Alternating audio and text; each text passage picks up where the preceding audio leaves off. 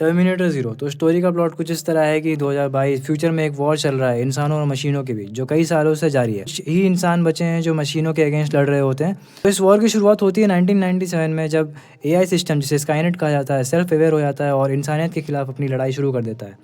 Skynet 2022 से terminator को past में भेजता है 1997 में, ताकि वो एक साइंटिस्ट माइकल ली को मारकर उसके एक एआई पर कंट्रोल कर सके, जो आगे चलकर स्काईनेट के लिए मुसीबत खड़ी कर सकता है। यहीं पर बचे हुए लोगों में से एक सोल्जर को भी उस साइंटिस्ट यानी मैल्कम ली को बचाने के लिए भेजा जाता है।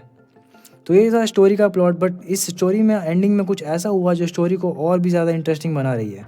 अब जिन्होंने ये सीरीज़ नहीं देखी है अभी तक, वो जाकर देख लो, क्योंकि इस वीडियो में आगे स्पॉयलर्स आने वाले हैं। तो एंडिंग में हम ये देखते हैं कि टर्मिनेटर मैल्कम ली को किसी तरह मार देता है और पेंटा को खींचता हुआ ईएमपी रूम तक ले आता है।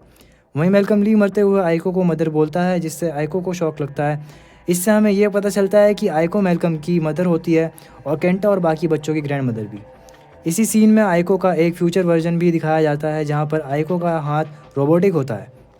इससे शायद ये भी हो सकता है कि आइको आगे चलकर एक साइबॉर्ग बन जाती है, या फिर शायद जब उसका हाथ टर्मिनेटर ने तोड़ दिया था, उसके वजह से उसने अपना हाथ एक रोबोटिक हाथ के साथ चेंज कर लिया हो।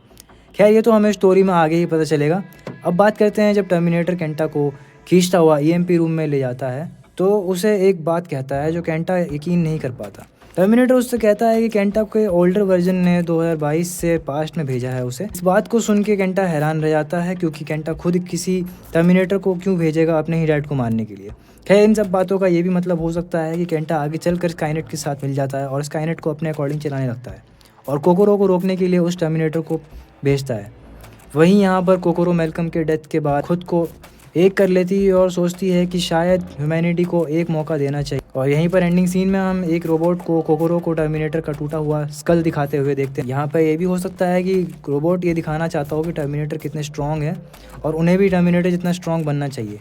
तो शायद आगे स्टोरी में हम ये भी देख सकते हैं कि कोकोरो खुद की एक एडवांस रोबोटिक आर्मी बना रही है। खैर, ये जो भी होगा आगे स्टोरी में पता चलेगा हमें। आई होप नेटफ्लिक्स का सेकंड सीज़न जल्दी कंफर्म कर दे। इस वीडियो में गाइस इतना ही था। आई होप आपको वीडियो पसंद आई हो, और अगर आपकी भी कोई थ्योरी या इस एनीम को लेकर, एंडिंग को लेकर है, तो कमेंट ज़रूर करना। वीडियो पसंद आई हो तो लाइक और सब्सक्राइब ज़रूर कर देना। आगे भी आपको ऐसे ही अपडेट्स मिलते रहेंगे।